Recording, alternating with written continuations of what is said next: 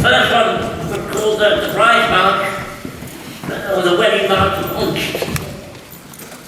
UNST. Can you put the lights on a bit more, please? I can't see them. Yeah.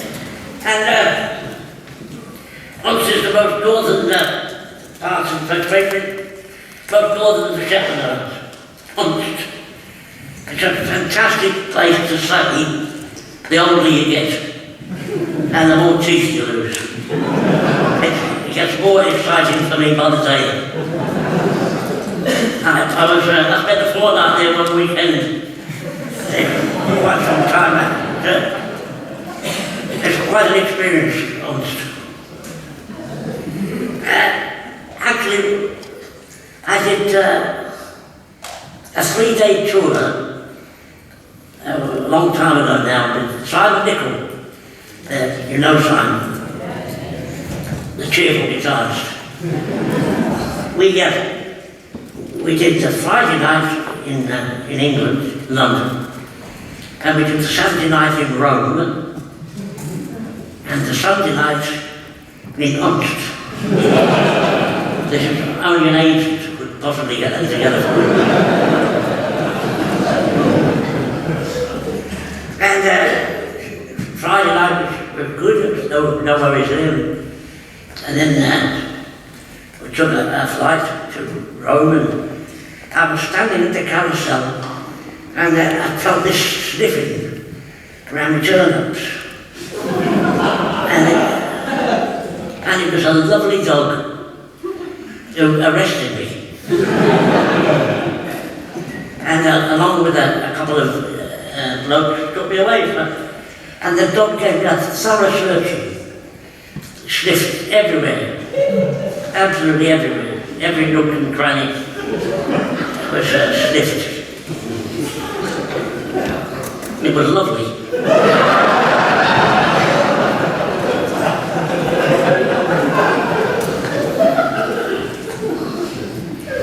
And eventually they let me go.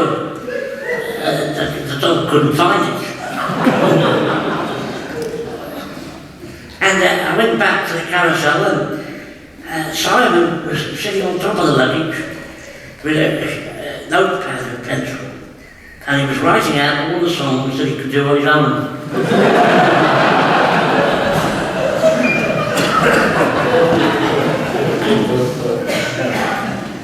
So we did the gig in Rome, and the next day we took a plane to Heathrow, a proper plane.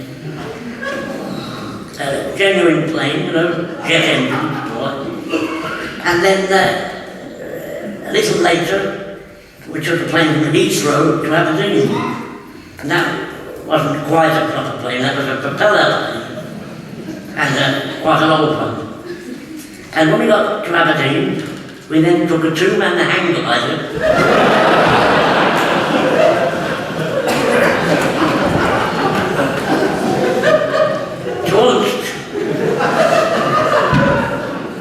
And we landed on the beach. That's their runway, it's the beach. Fortunately, the tide was out. I looked at the end of the beach runway was a tin hut, like the old listen huts, a corrugated iron, you know, corrugated steel, whatever it was. And they kind of got a bit of semicircle from the ground. Listen hut. And out of this contraption came the customs officer and a dog.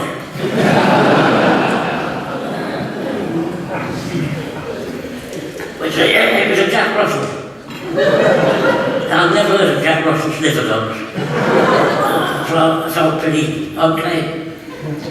And it turned out that this customs officer was a fan. He'd heard of us, got our records and stuff. So he invited us back into his dissonant, into his shed, where he had a nice stove going. And he was a phenomenal mouth organ player. This bloke, one of those blokes you don't see too often now, could play a melody line and vamp the chords at the same time. It was wonderful. And we got that tune from him, the prize month lunch. But we were having a great time, and the amber fluid was flowing, you know. I think it is, have you tried that one, so? And it got so convivial in there that after a while, he opened up the confiscatables cupboard.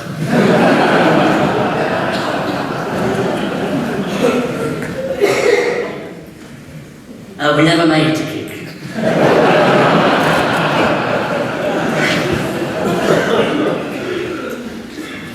We spent 2 days at the customs officer's ship.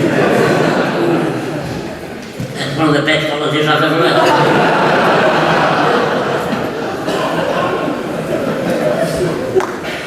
So that's where the first tune comes from. The second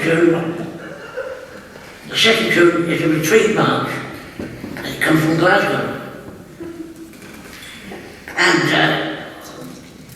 you have to go to college to learn how to play retreat marches, because the tempo is crucial. And so you can only play the march so that if you're retreating, you can go with dignity. So if you play it too fast, then you're all going to be running. Kilts and, jams and that's not going to be dignified at all. On the other hand, if you play it too slow, then the enemy catches up the slaughter. They have to go to college for a few years just to learn how to play a retreat march. And that was the retreat march I played. It was called, if I can remember it, was called The True Lover's Lament.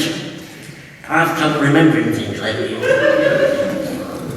Did you hear about the elderly couple who were having trouble remembering things? They went to the doctors, and the doctor said, "You've got to write things down. Just write things down. Whenever you think you can't remember anything, just write it down." So that night he said to her, "Would you like an ice cream?" She said, "I'd love one." "Write it down." She said, "No need to write it down, so only next door in the kitchen." He said, "Would you like a strawberry on it?"